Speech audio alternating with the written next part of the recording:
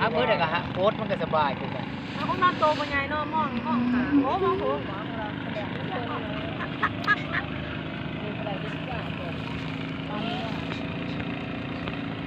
จมมันเป็นจมเรื่องว่าเนี่ยจะสิจมเป็นอะไรค้นเครื่องมานานเลยร้ายเป็นร้ายเลยนี่เด้อเด้อป้าสิปีเขาจะสิ่งถึงเมื่อสูงเขาได้ พี่ไปกินข้าวแม่จบไปมาแลกปีกนะเหนียวคือกระตาพี่บ้านพี่พี่พ่อใหญ่โรงแรมมันแข่งปากแข่งปากสีสาอีสัง